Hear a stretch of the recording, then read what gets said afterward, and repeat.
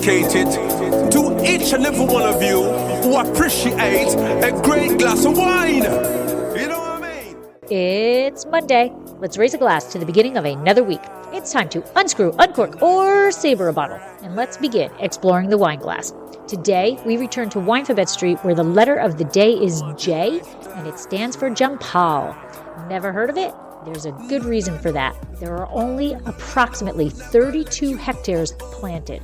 It is an indigenous grape variety from Portugal, and we had the opportunity to learn all about it with Master of Wine, Dirceau Vianna Jr. Special thanks to Wines of Portugal U.S. Ambassador Eugenio Jardim for helping organize the interview, Franco Caputo of Italian Products and Beyond for arranging delivery of the wine, and Allison Levine of Please the Palate for making the introduction. Please take a moment to rate and review the podcast. Did you know that you can do it right now while you are listening? New ratings and reviews are how the algorithms decide which podcasts they recommend to others. And if you love the podcast, other wine lovers will too. Don't forget to add your email address on the website to keep up with all things exploring the wine glass. Slancha. Oh, no, never let you go.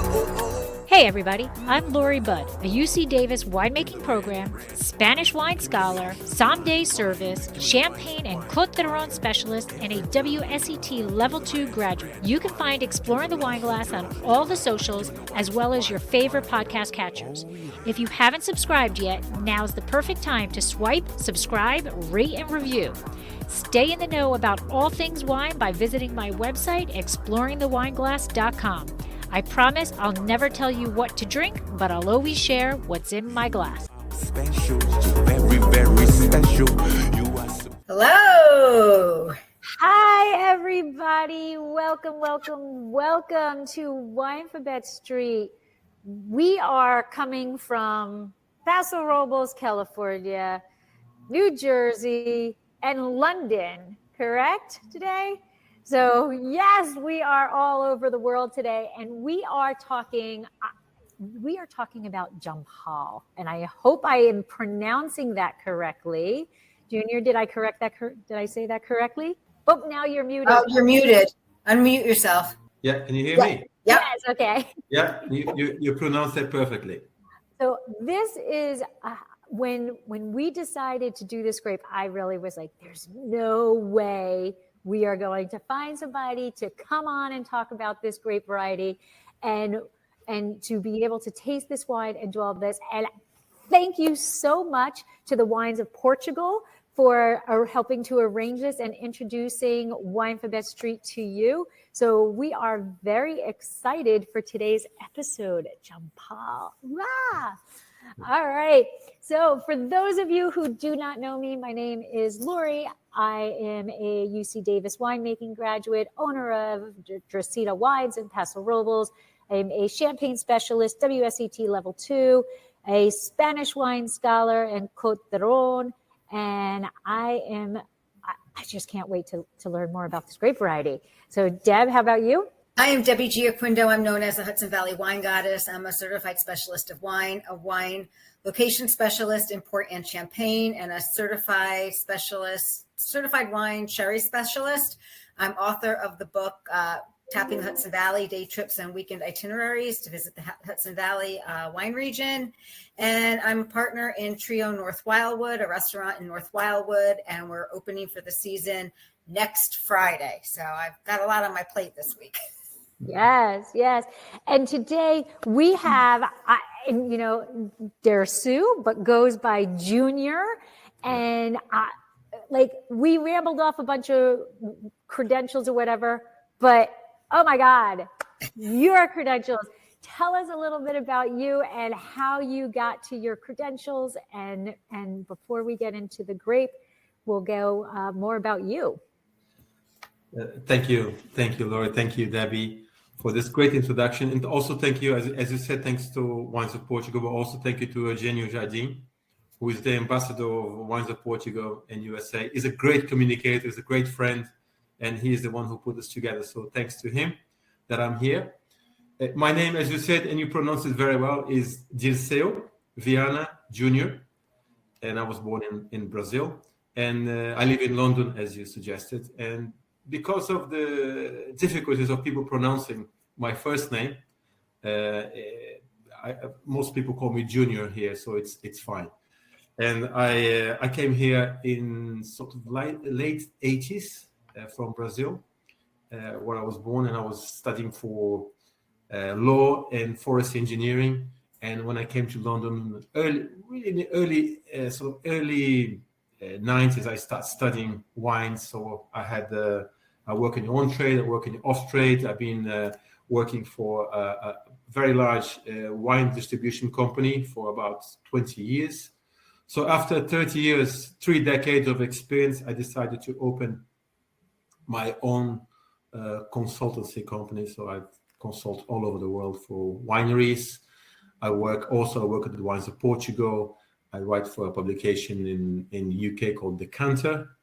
And I've written a book also. So I do all sorts of things. And I'm a speaker also. I've been to the USA a few times to speak about all different subjects. And that's more or less what I do. Just a little bit. Just a little bit of everything.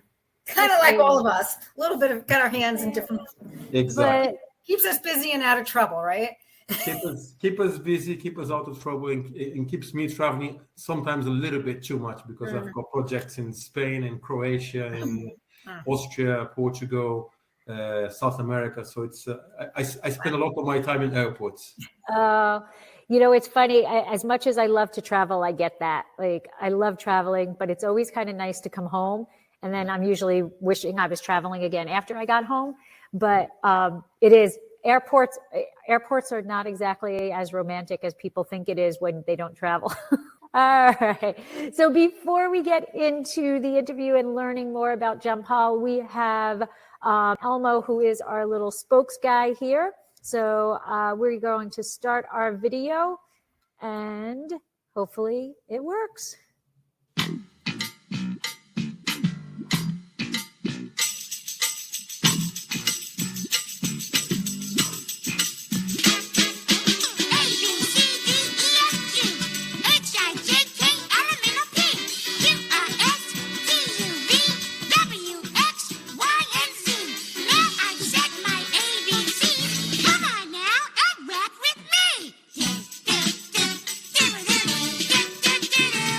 Hey, well, welcome everybody to Jampal.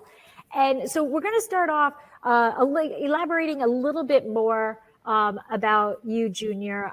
So as you mentioned, you're originally from Brazil and you studied forest engineering and law. So first, what is forest engineering? Well, it's basically how you optimize all the resources from a forest. Actually, managing forests, especially in Brazil, we have lots of forests, and there's a lot of different industries, paper industry as an example. So it's actually how you manage those forests, and it's quite vital for us, quite important for our environment now. Wow. And so, I guess like with cork and all of that stuff, engineering, managing, exactly. How to not overtake from the trees and all of that stuff. Exactly that. Cork is a great example. How you manage a cork tree is incredible. The longevity, when you plant, when you harvest, how long does it take for you to harvest, and actually how you manage to optimize the tree itself. Wow. Okay. And then you mentioned that you've been in wine industry for 30 years or whatever. But how did you go from law to finding that wine? What was that wine that you were like, okay, maybe I want to go in this direction? I don't think it was so much a wine. It wasn't at that moment, but it was more. I needed to do this because when I came to the UK, actually, I came. I have lived in the USA for a year. I finished my high school in the middle of nowhere, but in the middle of great people in Ohio State. In Youngstown, Ohio. So after I finished university, my high school, I went back to Brazil. I started doing my university. And after a while, I was enjoying the forest engineering because it's to do with forests, to do with all sorts of things. A lot of maths, which I like, a lot of science, a lot of biology, chemistry and so on. But I wasn't enjoying so much the law aspect, and it was quite hard because I was doing two courses in two different universities at the same time. And I said, I'm gonna give myself a break. So I came to London. I came to London for a few months, and it was summer. It was wonderful. It was beautiful summer of 1989. The opposite what is today, because the skies are gray. I'm looking out, the skies are gray. It's raining. So anyway, I was fooled by the charm of the great weather of London in this and I ended up staying for another month and so on. And after a while, I decided, am I going to go back to the university after 6 months, which that was the period that I had at the time, or I was going to stay here. So I decided to stay for a bit longer. So I had to start to work.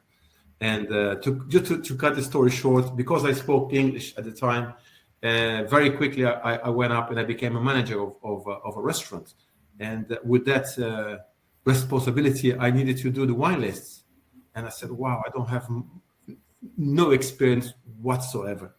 So then I decided to start looking for what's the best school, where can I learn? And that's when I started doing my WSET level 1, 2, and 3 very quickly. And then I fell in love with wine. And wow.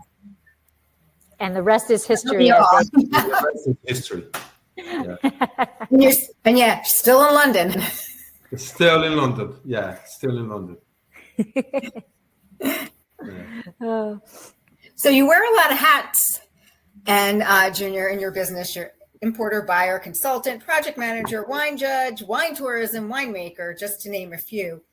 What is your favorite aspect of the wine world?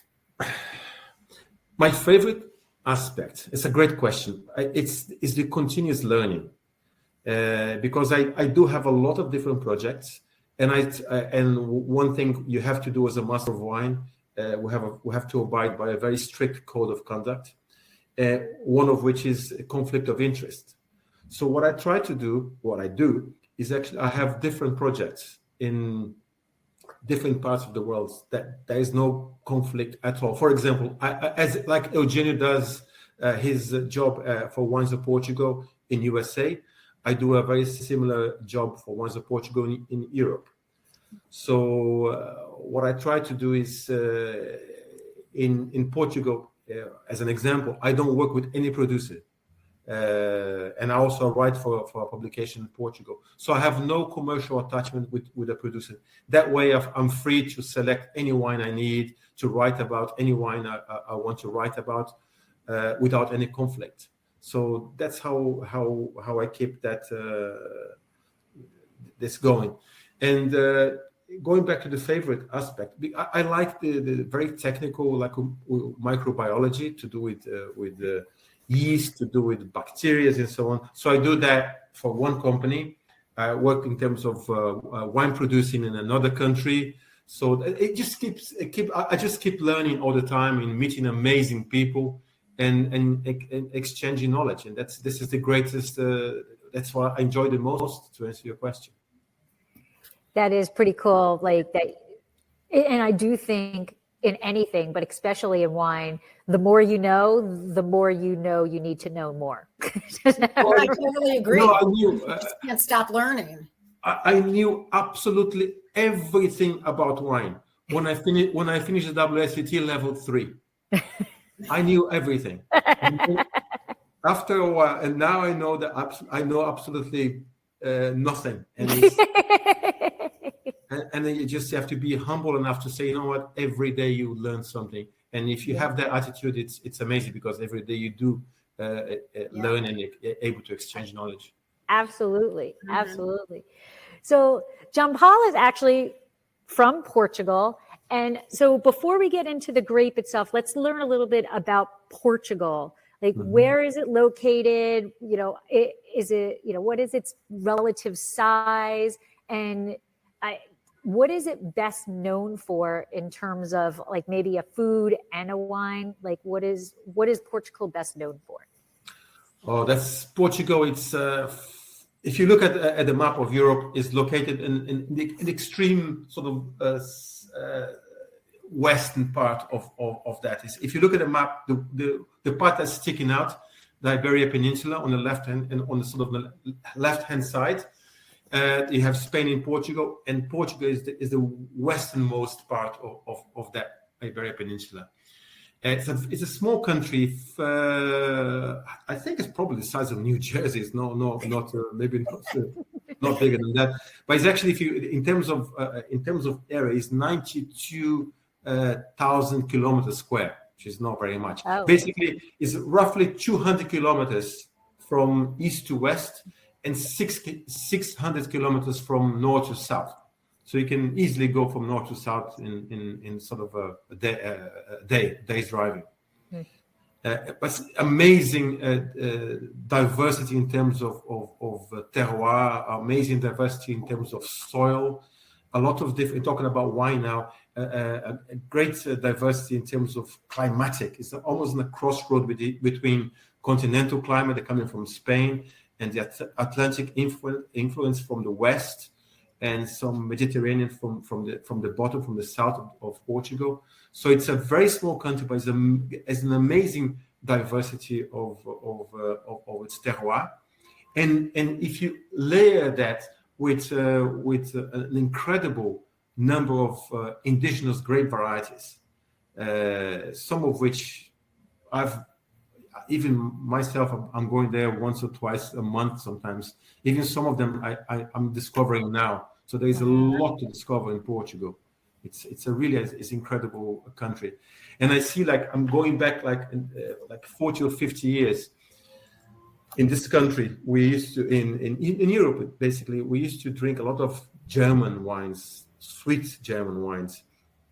And then from then on, we went to slightly oaky, rich Chardonnay, especially coming from Australia.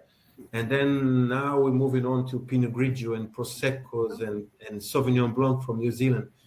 And most recently, if I speak to friends of mine who are buyers, who are working in retail, the interest that Portugal is having in recent years, last 2-3 years, has been amazing. So I'm really excited. I drink wines. I've got a nice cellar. I drink wines from all over the world. But I'm really, when I speak about Portugal, I get really excited because it's always an ability to keep learning. Oh, so exciting! I have never gotten to visit Portugal, and I hope one day I do. I get to go there. I adore Spain. And so I've been close, but I haven't been to Portugal. Those are both on my bucket list. My son's been to Portugal because he actually studied in Spain for a semester. But, I think if you go talking about globally, if you go to Napa is beautiful, it's a beautiful part of the world. But if you're asking, and I think I know most of the wine growing regions in the world. Stellenbosch, it's amazing. Mm-hmm. New Zealand is beautiful, but if you, and you will have, I'm sure you will have a chance to visit the Douro Valley. It's the beauty is absolutely incredible. It's jaw dropping. It's just amazing. Fingers crossed. It will. Absolutely, me too. I'm right there with you. So there was an article a few years ago about Jampal saying, it's nearly extinct. And all the research that I did beforehand too, it talked about how it's almost extinct. Why do you think it got to this classification? How and why was there some like disease that the vines picked up, or the winemakers didn't want to use it? They didn't feel it, why? Well, it's a bit difficult to speculate, but if you go back decades ago, the vineyards in Portugal, they were planted not by parcels, but they were mixed plantings. So you have 10, 20, 30, 40 different varieties together. And the reason for that is just a sort of an insurance that if right. In terms of pest, in terms of disease, in terms of birds. So they're all the different varieties will ripen at different times. So people didn't even know what was planted in most of the parcels anyway. And Jampal, it was one of them. They would have mixed planting in the vineyard, or sometimes you would have maybe one row. It was virtually extinct, and the reason for that I can only guess, but it's a very, very good guess, and it's not very high yielding. It's a difficult variety to grow. It gives a very irregular. Ripens very irregularly and is prone to some diseases. So basically, if you have a vineyard, if you have a plot of land and you have 10 varieties and one of them is not producing very much, it's very, very small yield. And have to go back 30, 40 years ago, and we're not looking so much for especially after the Second World War. We're not so much looking so much for quality and all that. We're looking for quantity. Right. So if the varieties are not producing, you get rid of it. So I think if I have to answer your question with one word, it will be yield. Okay. Low yield. And that is something that happens sadly still in today's world. Absolutely. Right? Yeah. That if it's not producing the money, like you think old vines in. Right? It can produce a wonderful wine, but it doesn't produce a lot of wine. Exactly. And people who aren't, I'll say it, people who have a lot of money and just are buying up wineries because they want to own a winery and they just want money in terms of it. They're not in love with the concept of the vineyards and the wines. They're ripping them up, and it's so sad to know that these vines are being ripped up just because they're not producing tonnage. Yeah, and it's not always all about tonnage. Yeah. It's about quality and yield. If it's small yield, it might produce great quality wine. Yep. But people aren't understanding that. Yeah. But this is a case in point. Jampal is a case in point because it was rescued by a Brazilian actually from the brink of extinction. It was going towards that way. If you look at the wine grape book that written by Jancis Robinson, it says that I think Jampal has got about 100 hectares planted, which is actually when I investigated this 2 or 3 years ago with the Institute of Vine and Wine in Portugal, they told me that there are much less than 100 hectares planted. It's actually only 32 hectares, 32.25 hectares. Wow. To be precise. So it was going toward extinction, and what happened was this person who happens to be a football player. He came from Brazil to play football in Portugal, and he got injured, and after that he was looking for other things to do. He was he got into fitness. He has all sorts of fitness places in Portugal. And I think he was looking for a plot of land outside Lisbon to build something to do with his fitness business. And so he bought this property in Chaleiros, which is about 25, 30 kilometers sort of northwest of Lisbon. And he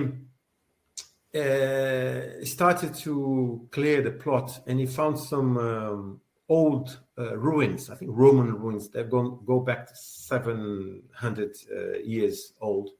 And he really liked to, and his name is Andre Mans, and he likes to preserve the heritage, and he really respects the local culture. If you ever go to this place, if you go there today, it is amazing because he's doing such a great work for this little village.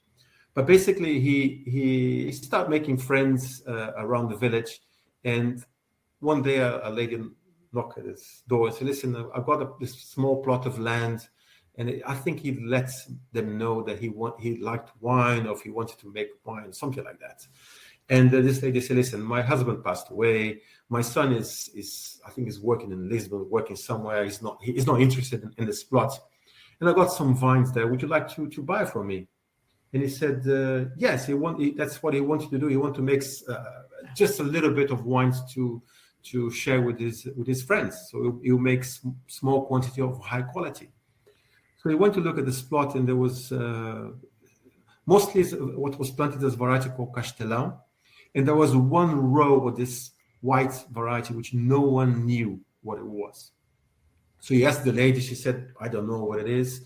So he called a couple of experts. They didn't know, and they sent this for analysis, and it came back. This is a very rare variety called Jampal, and he had about 200 vines of Jampal on this plot, and he made his first vintage. I think he only made a few hundred bottles for his friend, but he liked the results. And as you guys were saying early on, sort of looking not so much for quantity, looking for quality. He liked very much the results, and then the rest is history. He started developing and planting, and today he's got instead of 200 vines, I think he's got 16,000 vines. So he's got he's planted. Let me think. He's got about 10 hectares in 11 different plots. Wow. And now was he just propagating all on his own? So he created a nursery yeah, it's everything on his own, because this variety is rarely planted elsewhere. So everything that was done, it was done from there. Which is actually is a bit of a challenge, because one of the problems with Jampal, one of them, there are quite a few, and then hence why people don't plant it so much. It's quite prone to leaf roll virus. Oh wow, okay. So it's one of the things. Then there's problem with botrytis, there's problem with collure, it's all sorts of things. Low yield, as I mentioned earlier. So it's a very difficult variety to manage. So do you think that Andre Mans, you think that he first, and I guess this is just what you think, but do you think he just was like, this is so cool, I have a grape that nobody else has, and then he was like, okay, I'm going to keep this, and then I kind of like the way this wine tastes? Yeah. So he was more of like a historical buff in terms of keeping it? Actually, I bumped into him about 2 days ago in Germany, and I didn't even speak about what we're doing today, but I should have done it. But he's a very smart guy, and he's a businessman. So I think in his mind, knowing him, he probably the first thing is he made the wine, he liked it. So that's the important, the first step. And the second thing is a good businessman. So he thought, hang on a second, there is no other varieties. There is only one Jampal in the market. Is a great, unique selling point. Why not? So he bet on this variety, and he's doing extremely well. All right. Well, good for him. I guess we need to give him a very big thank you. Yeah. And I'm sure that I am certain there are many more Jampals, sort of varieties like that in Portugal. So, hopefully people carry on doing those things and bringing other grapes from extinction. I love it. I do too. And now you actually answered our next question of how much is there. So we went from about 200 vines to several hectares of it, and he's not the only one. But I read, I think on his website, I read that he is the only producer of 100%. Yes. Jampal. Yes. So do people blend a lot with it? Without knowing, yes, they do. Because the grape, according to the Institute of Vines and Wines, the grape is traditionally cultivated in Lisbon, and also appears in Beira Interior, which is more towards the northern part of the country, center part of the country. And it is also allowed to be planted in Setúbal, which is in the south of the river, south of Lisbon, actually. Just across the bridge from Lisbon, you're in Peninsula de Setúbal. It's allowed to be planted there. it's allowed to be planted in a Douro, and it also appears some vines in Tejo. Why don't we see more single variety Jampal? Because they are not vineyards. They are all, I'm guessing they are all on old vines. They are mixed planted. There will be 2 vines here and 1 vine there, so that no one has actually planted plots as Andre is doing now. Right. Wow. All right. So we are, my wine is about 200 miles away from me at the moment. So I don't have the pleasure of being able to taste it, but I cannot wait to taste it next week. But yes, so show us that glass and tell us. Let me see the bottle. Yes. Okay. Donna Fatima. And I have to admit, I got a little confused because, you know, us Americans, we put our names on everything. So tell us, where does Donna Fatima come from? Because it is Andre Mann's, it's Mann's winery. Yes, the label says Donna Fatima, and he told me the story when I visited his vineyard before the pandemic, and this is the name of his mother-in-law. Oh, okay. Oh, well, that's very nice. That's good. Yeah. That's good. But yes, it's nice as he pays homage to his mother-in-law, but not in a nice way, because when he first tasted the variety, he smiles, he laughs, because it was just winding his mother-in-law up, because the Jampal has got very high acidity, and in Portugal, when you say somebody doesn't translate well to English, but acida is acid. Well, it says his grandmother was sort of, I don't know how to explain this, but she was like almost like a bitter person, an aggressive sort of person. Crazy. So it's sort of a joke. It's almost like a joke on his mother-in-law. So I'm gonna name this wine with your name, because it's got very high acidity. It's racy. Yeah. She's racy. It's sort of, it's not a, but it's a jokey. It was a joke thing, and it stuck. And that's the name of the wine itself. Okay. All right. So tell us about, taste it for us, to tell us what we would be tasting as soon as we can get it in our glass. Oh, it's a shame you guys don't have it on with you, but the wine itself it's very delicately scented. It's very elegant. Okay. It's very seductive. It's got some notes of citrus, like a citrus blossom. Wow. There's some fresh dough, which I think it does some work with the leaves. So you got those little biscuity, doughy notes, some fresh dough, some lemon butter. Oh my God, this sounds wonderful. I want to jump through the screen. I want a glass. Yeah. You know, the best way to describe, if you guys, no one has a glass in front of you, is people who are watching. Think of aromas that are similar to Albarino. Okay. Albarino. Oh, okay. So, well, that makes slightly sense. Citrus, slightly, yes, some grapefruit, citrus fruits, some floral notes. Think of really racy acidity of like Riesling. Okay. And because it does this work with lees, and the wine sees some oak, French oak, but older oak and light toast, it develops a lovely texture. So think of Albarino with the acidity of a Riesling, with the texture, with the mouthfeel of Chardonnay. Wow. All right. Together. That's what you get, more or less. All right. I like that. I like that too. All right. So now, do we know the parentage of Jampal? Do we, in terms of the parents, I don't think there's been an in-depth analysis. No, I don't think that hasn't been done yet. One of the parents, however, I think is known. It's a variety called Castelão. And Castelão is a red variety, and used to be the most planted red variety in Portugal in the past. Today, I think it's not. I think it's the 5th or 6th most planted, and is used in blends and so on. But it's a red variety. is quite vigorous. Is highly productive, and that's Castelão. And that's one of the parents. The other one is unknown. Okay.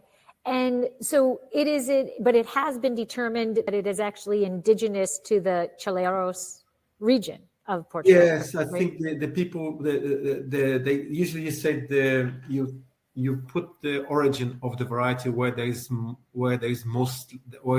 find the most genetic diversity, and that is points towards Lisbon. Yes, so that's the origin of it. So that's where this area is, just around the Lisbon area. Yeah, if you look, if you take a car from the center of Lisbon,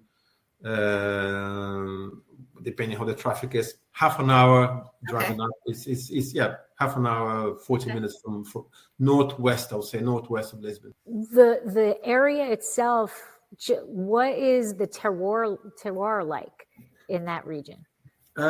Okay, we drove up half an hour from Lisbon to more towards sort of northwest towards the sea.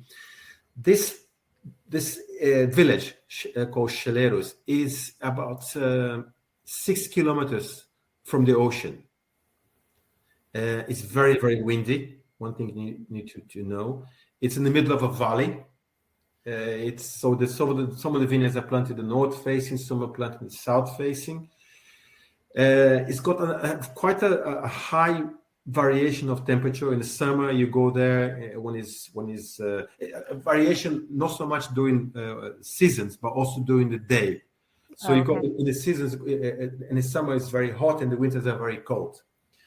But in the summer itself, it can go as over 40 degrees in hot part of the day, and then drop down to mid-20s at night.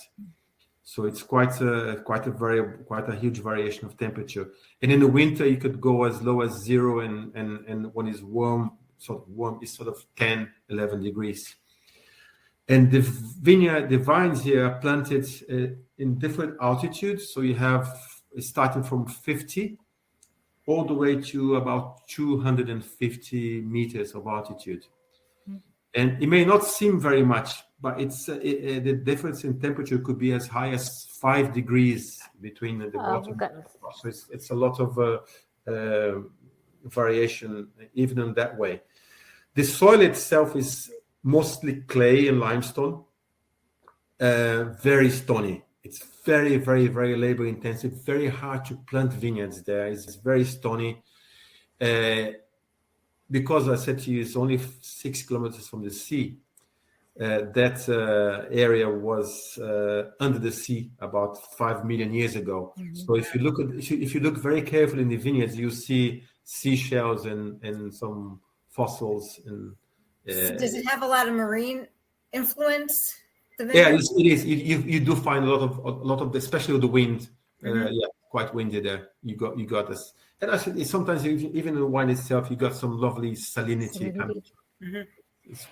Is it similar to like Galicia? Because it sounds like the winds and the temperature. Let me think. Galicia is going to be my next trip on Monday. So okay. So I'll ask you that next week. No, I know that. I've been there many times. I know very well. If you want to put me in your suitcase for Galicia, I'll be more than I'll fly to London and get in your suitcase to. It's very similar. Well, no, it's not similar. The one thing they have in common is the proximity to the sea. Okay. But the soils will be different because you have a lot of granite and some sand. Yes. And also in Galicia, it's quite humid. It's the average rainfall there is very, very high. So higher, okay. Yeah, and this place is less rainfall, and also there is more sunlight. But I think that the one common denominator will be the proximity of the sea, and that's windy sea breeze and a little bit of salinity. So just how does it typically get vinified? How this wine get vinified? Well, I explained to you about the terroir itself. It's quite challenging and is quite hilly and it's very difficult even to walk because of the rocks. So the reason I'm telling you that is everything it's hand harvested. Okay. And it's hand harvested. It's quite late actually because of the Jampal is actually picked, if I remember correctly, is picked after the red grapes. So it's sort of late September. Hand harvested, comes into the winery is destemmed and is very gently crushed and goes into the press. After that, is actually they give one of the things I remember he's telling me they do about a 72-hour skin contact at 8 degrees, just to give them a little bit more structure and to extract all those flavors. And so after pressing, and is a pneumatic press, the juice goes to stainless steel and starts the fermentation on stainless steel tanks. One thing is, I said to you, I've been there before the pandemic. I am certain if I go back there, it will be completely different, because when I went there last time, they were just about to they were building a new facility. Oh, okay. So I was walking there, so this is gonna be, anyway. I'm sure they will be completely different today. But so the wines that goes into stainless steel tanks start fermentation at sort of 14 degrees, which is not too low, not too high. And after a while, I think it goes to 2/3 of the fermentation. It finishes in barrels. It finishes in French barrels. And okay. Is it used or is it new? I think it's a combination. I remember asking this question. It's a combination of is French barrels, light toasted, and it spends 12 months. And there are different sizes. I remember when I asked this question, there were different sizes of barrels, and that's basically it. What they do apart from this is when you get a wine, you taste the lovely energy and the lovely racy acidity and freshness. And they don't do the malolactic here. Okay. So Jampal usually has high acid anyway, and they don't do the malo. So they actually expect a wine with really racy freshness. But what they do to balance this acidity is they work on the lees. So the wine spends 6 months on the lees, and they do batonnage to give them more sort of texture and density and apart from that, so the wine is better balanced in terms of acidity, gives that lovely texture, and adds a little bit of complexity. So this is after those 6 months, they do batonnage for 6 months, and after that, spend 6 months in the bottle. That's it. So I'm guessing with that, so they're starting fermentation in the tank, but then moving it to barrel. So that's to help with the acidity, to help give some complexity and body to it also, so that it's finishing the fermentation in barrel. So it's an interesting concept, because on the opposite spectrum, if you're taking a red grape variety that you want to soften it a bit, right? That's you're taking it off of fermentation in a barrel, and you're moving, or you're taking it off of fermentation and you're moving it like halfway through, so that it calms it down. So it's following that concept, but more for that acidity. So wow, that's actually pretty intensive too. So yes, it is labor intensive, but one of the things, I mean, if you just take the must and put all into different barrels, the problem you have there, and you have, let's say if you have 20 barrels, and some wineries have many more than that. If you have 20 or 50 barrels, you lost the control of the fermentation, because you don't know what each barrel is doing. So there are 50 different children to look after, right? Because you don't know when they're going to start. So if you put in a barrel, one fermentation starts straight away, another one could take a few hours, another one could take a few days. So by letting the fermentation start in the inox tank, the fermentation is established. So then you can put in a barrel, they're all already running. So you don't have any surprises with the stack fermentation, high volatility, high VA, and so on and so forth. So it's a more secure way of conducting the fermentation. So I think you achieve more security. You have more control, and you have the complexity of doing the fermentation in the barrel. And also, in my opinion, and I do work as consultant, so I have to come up with protocols, winemaking protocols. The oak is much better integrated. If the earlier you start fermentation in barrel, the more integrated you get the wine. And in this case here, the wine is beautifully integrated. Yes, they get the marriage starts earlier, so they Exactly. get through that rocky period early on, and they find their bliss. Exactly. Do Absolutely. you think that more wineries will start planning, Jampal? I would like to think so. When you have such a unique selling point, when you have something different. If you ask Andre, he probably would not want a competition. But, He wants to be the sole producer. Yeah, exactly. You're the only one, so you can keep saying the same thing all the time. But I think if there are, that's one side of the story. But then if you have, you don't want 100 Jampal producers, and it will never be 100 because the variety is so fussy. The variety is really difficult to manage. But if there was, like, say, 5 or 6 or 10, let's say, it would be great for us because we could do different tastes of only Jampal and talk about different styles and so on. Right. And also, I think it will raise the quality of everyone because I think this wine, he's a perfectionist, so I think he's raising his own standard every single year. But if there are 5 or 6 competitors, you make sure that you're always looking to improve for certain.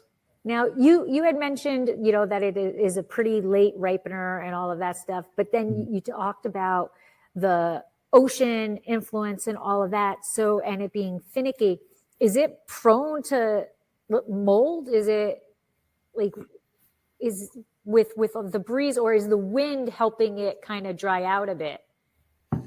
Yeah, it's a difficult one because I think the skins are a little bit thin. Even before that, the bunches are quite small. Oh, okay. Hence lower yield. But the skins are thin. When the skins are thin, I mean, the chances of you getting a fungal infection is much higher than if you got a thick skin variety like Albarino, for example. So that's one problem. When it does ripen, actually, one of the things you can tell or in a vineyard, if it's Jampal or something else, it got some brown dots on the skins. Right. So that's one way of identifying Jampal. Okay, I saw an image of the grapes, and it did have those brown freckles. What did it? In that case, you saw an image when the grapes were ripening. Yeah, okay. Yeah. It's like, I think Bicall is the same. Bicall has some Bicall from Bairrada also has some brown dots when it ripens. So yes, one of the characteristics. And how is it? Is it head train? How are they training it? This is a good question. The new vineyards, the new vines they are planted now. I think that the old ones, if I remember, they were actually bush trained. They're yeah. But the new ones now they're on VSP. Okay. So vertical shoot positioning. They are they are grown up to 60 centimeters from the ground, and from the vine up to the top of the vine is a maximum of 160. So you got 1 meter of the canopy. So to answer your question, one quick word is VSP. Okay. The new vines. And usually, and one more thing I remember, and they planted usually because it's a very poor soil. So they planted usually on 1 meter for each vine. Fine. And they leave the rows of about the new vineyards now that they're leaving, I think 2.5 meters between rows. Okay. So you got 4,000 plants per hectare, I suppose. Wow. Okay. And is the rootstock, is it natural or is it like a... No, they have to use American rootstocks. American rootstocks. Okay. Well, we have dogs barking. My dog barks. You got the fireman. Lori's got the fireman coming by. you're enjoying the glass. Yes. What would you pair with it? What kind of foods would you pair with this wine? Remember what the way I described the wine with that sort of Albarino, Riesling, Chardonnay sort of thing. So any white fish. I'm thinking of a high quality fish like monkfish, sea bass, a grouper, or something like that. A really high quality fish, and you don't have to mess so much with the fish with sauce. It's just a lovely, beautiful fish. I think will go really, really, really well. Salad, a nice chicken salad, lobster. Why not? Well, there's nothing wrong with the lobster. Well, we've got monkfish and sea bass on our opening menu. So there you go. Anything like that. A seafood risotto, I think it would go beautifully. It would go well with that, especially if it's a bit rich, because so this acidity will cut through beautifully.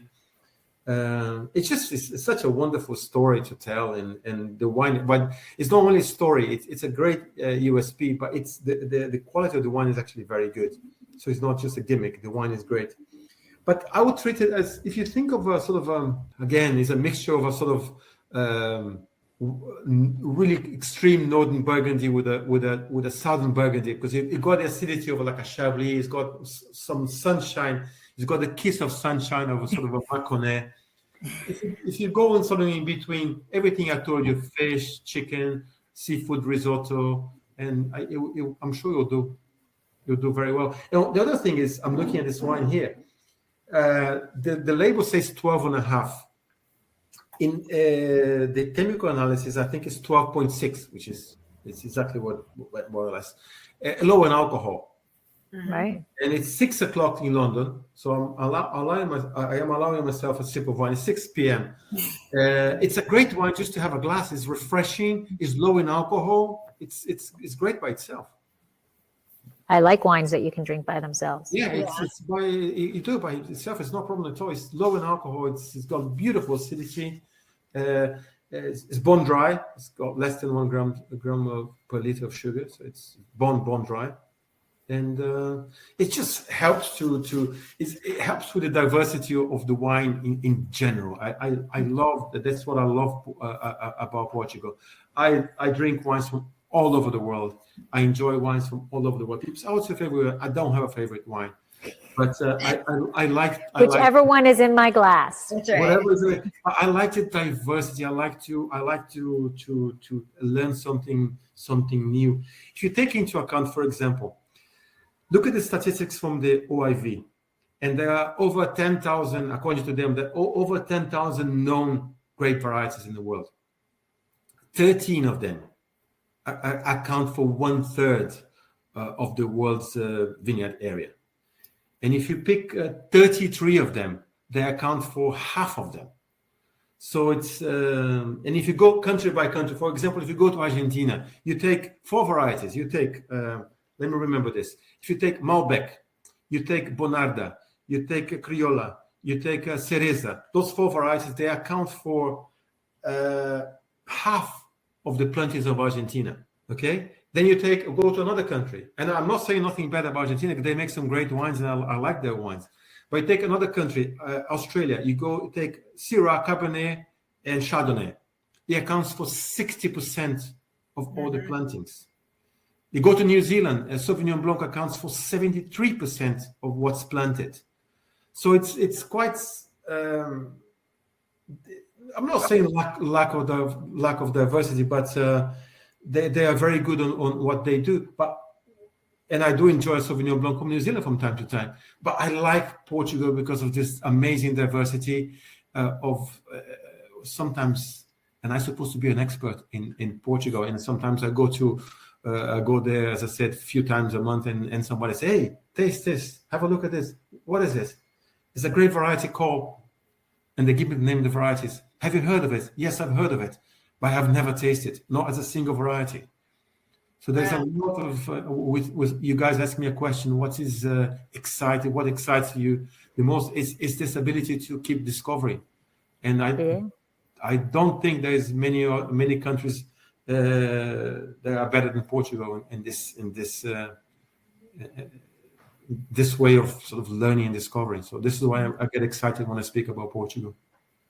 I understand that completely. I get very excited when I pick up a bottle and it's a varietal that I have not, even if it's just a portion of it, even if there's just one grape in that blend that is something that I haven't had before, I get all giddy. I get all happy. Yeah. I do too, and I think, oh, we got to have this for Winephabet Street. I've got a notebook filled with them. Yeah. It's a shame because varieties like this. I mean, it takes somebody very brave to resurrect. Because I said to you how difficult it is in the first question you guys asked me. Why is not planted more? Is because of the yield. And if you take into account is a variety which is completely unknown. So no one knows. It's difficult to sell. But in terms of yield, we're talking about, on average, 35 hectoliters per hectare. What is that? That is even lower than a Grand Cru Burgundy. Wow. Right. So it's and this wine does not command the price of a Grand Cru Burgundy. So it's quite a difficult. It's a difficult commercial proposition. So you got to make a great wine and try to sell it at a decent price. And but it takes somebody quite brave to do that. Absolutely, to be able to, say this is going to be my grape that I'm going to adopt as my winery's flagship is pretty brave. And I think that's pretty good too. Do you think, how do you see the future for the Jampal grape, like in Portugal, and do you think it can be grown outside of Portugal? This is a great question, because some of the varieties, as we know, Alvarinho and Touriga Nacional, they travel very well.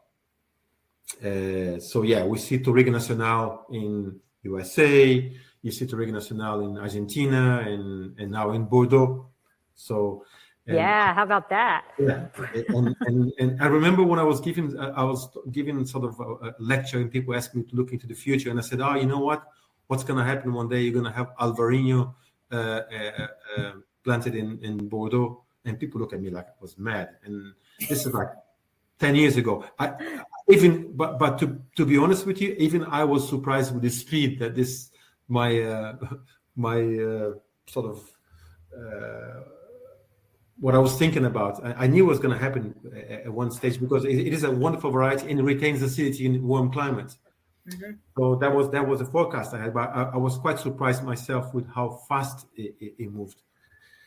With varieties like Encruzado, or in this case Jampal, to answer your questions, some varieties don't travel very well.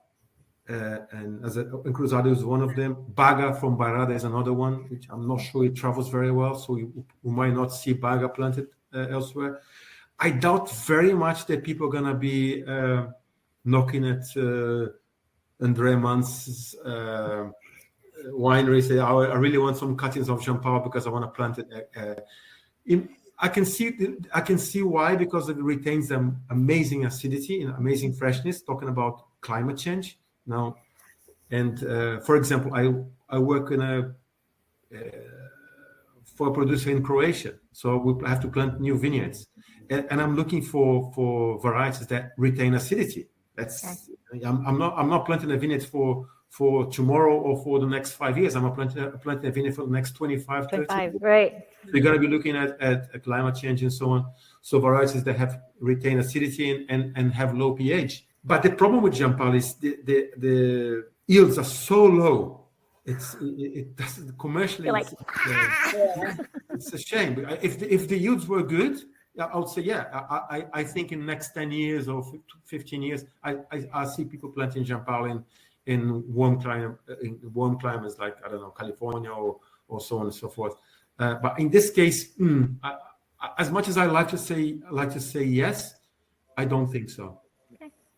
It's, I think that the varieties that are being transported to other regions for climate change are higher yielding. It's not worth it's not worth the effort, I think, in their eyes, to transport a grape variety that is going to be so limited, right? They're trying to keep their production and quality up, but to transfer a grape variety that is so limited in quantity is probably not, it's got to be cost prohibitive, right? It's just not worth it. They'll look to another grape.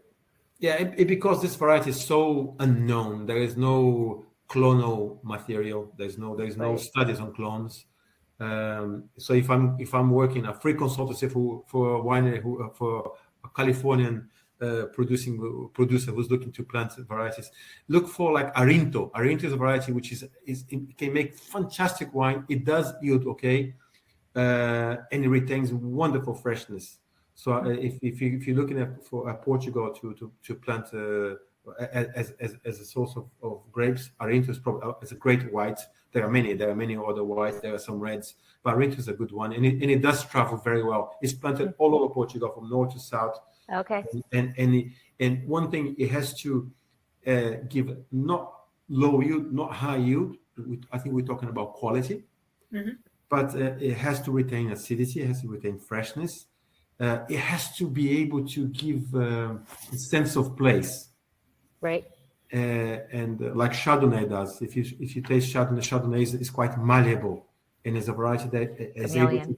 You can it's a chameleon, and you can taste Chardonnay and say, okay, this is from Pouligny Montrachet. This is what you do as a master of wine exam. Or this is Pouligny Montrachet because of this. This is Merceau because of this. Yes. So there is a sense of place. The variety is it's just doing that job, and so this is quite important. The variety that yields well, and if you look back, for example, in California in 70s or 80s, Sangiovese, when it was planted there, Sangiovese doesn't do well in California. It's not a variety for California. It does well in California. It's a good variety. It retains acidity. But the problem is when people planted Sangiovese in California, they use the wrong clones. So you have to have great knowledge, great understanding of plant material to be able to select and plant a vineyard that's not for you, not maybe for your children or your children's children. So you have to think of that. Absolutely. Yeah. Well, if somebody wants to, go ahead. Did you have another question, Deb? Yeah. I mean, now we're educating people on this Jampal grape, and you don't know what the future holds. I mean, it's all about education and awareness. Do you think there'll be any type of initiatives for the grape, or it's just going to keep status quo? What Because we'll spearhead that, with Winephabet Street as the first one to. Yeah. This is a great question. I was doing this project with the Wines of Portugal, which I still am immensely proud.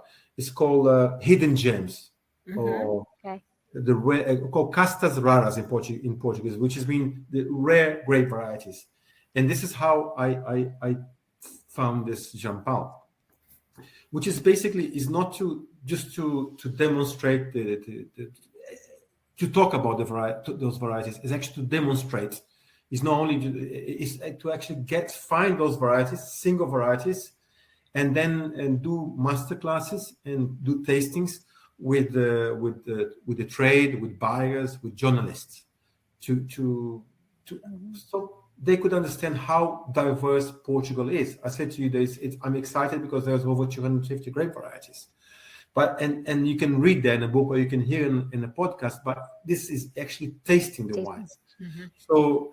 The objective really is to, aside from educating and talking to journalists and so on, is to delight the customers and to taste a wine like this. And goes back to your question, is to encourage producers to say, wow, yeah, there's people are talking about Jampal, people are talking about Tinta Grossa, people are talking about those varieties I've never heard of. And there is, and I keep getting orders for it, so I have to plant more and so on and so forth. So this is the one of the objectives is actually to get people excited, to get journalists, and to get producers planting more. And I'll give you another example. A producer you may have heard of called Pato. He has this variety called Cercialinho, he was the only one, and he said, I'm the only one. Cercialinho is great, and it's good varieties, great acidity, and so on and so forth. So when I was in Germany last week at ProVine, one other producer came, hey, I've got a variety to show you. I say, I'm the second producer of Cercialinho, and it was fantastic. The wine was phenomenal.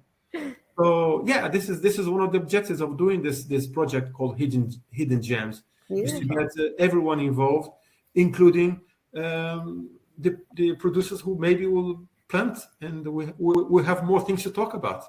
Yes, I'm all for that. I am all for that. Me too. Now, if people want to find out more about the Hidden Gems, is there like a website or something that they can go to so they can see what's going on? Can they follow you? How do they get to you to maybe, can they shoot you a question about it? Like, how can they find out more about you and Jampal and your Hidden Gems? If anyone would like to shoot a question to me, no problem at all. Look at my social media. It's called Vianna, which is my surname, Vianna, Vianna, Vianna Wine. That's my Instagram. Send me a question there. But this is a project I was doing together with Wines of Portugal. We did it for a couple of years, and then the pandemic came. But we're finding those amazing varieties, great examples, and we're doing dinners with sommeliers and so on, and journalists in different parts of the world, so London, Switzerland, and so on and so forth. And when the pandemic came, we did a few online examples, and I'm hoping that we'll carry on with this project with the Wines of Portugal. So maybe look out at the Wines of Portugal website and send them messages and pester them, because it's something that I get very excited. I want to carry on, and I think that's the future of Portugal. As I said, I gave one statistic earlier. I didn't make up from my own head. It actually exists from OIV. 73% of the vineyard area of New Zealand is planted with Sauvignon Blanc, and Portugal has got amazing diversity. And we need to do, as professionals, we need to talk about it. So what you guys are doing is fantastic, because we want them to keep doing it. So to make our life more interesting and more fun, and we have more things to talk about. Well, we are honored, and I'm so excited to be able to introduce that. And we will definitely, in the show notes, we will definitely link up to the Wines of Portugal and put a link to your Instagram profile. And thank you, Evelyn. Evelyn put that link into the chat so that people can find you. But yeah. And what would you want 2 things people to leave this webinar, podcast, because we turned it into both after this, to know about Jampal? It's not so much about Jampal. I think about Portugal in general, because it's like me. The best questions you ask me today is what makes you excited, and what it does for me is it's the ability to keep exploring and learning. And I think Portugal it's a great place for you to explore. And if you want to if you're looking for something unusual and different, Portugal is a great place. This variety itself, if you have a chance, I know there's an importer. I think it's called Italian Product and Beyond. Yes, out of Elizabeth, New Jersey. That's it. And go and actually don't buy too many bottles, because there are only a few thousand bottles made, and I want to keep some in London. But you should explore it. It's a nice story, but it's not only a story. The quality of the wine is actually very good. So thank God for our friend Andrea Mans to have resurrected that. So a couple of things. Cheers to him. So 2 things is, first of all, go and explore the variety, because it is interesting, and I think you will enjoy it. And second, let's give praise to the person who brought that from extinction, which was a fellow Brazilian. Yes. Well, thank you so Thank much, you. Junior, for coming on. I cannot wait to get this bottle. My husband is bringing it to me tonight, so Okay. I we hope will mine be shows having up. it. And we will definitely put links to you and to the wines of Portugal and to the distributor in New Jersey. We'll make sure there's links for that also. And thank you so much for taking time out of what I'm sure is an extremely busy schedule for you to share Jampal and wines of Portugal with us. And I appreciate it very dearly. Thank you so much. Thank you, Laurie, for thanks for the opportunity. Thank you, Debbie. Thank you, Eugenio, for putting us together. Yes.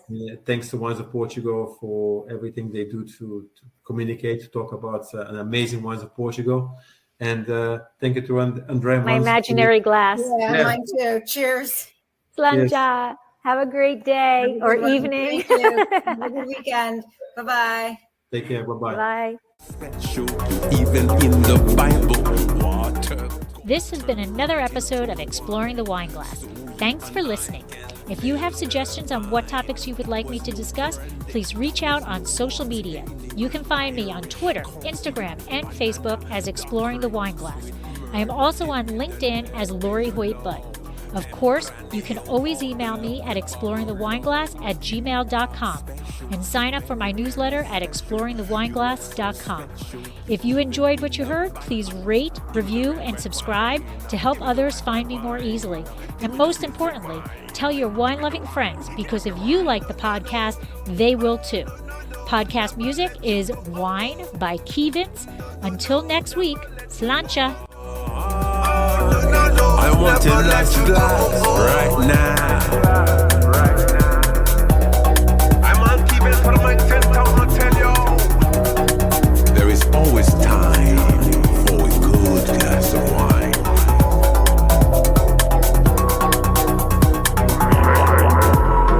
No, oh no, never let you go. No, never let you go. I want a nice glass right now.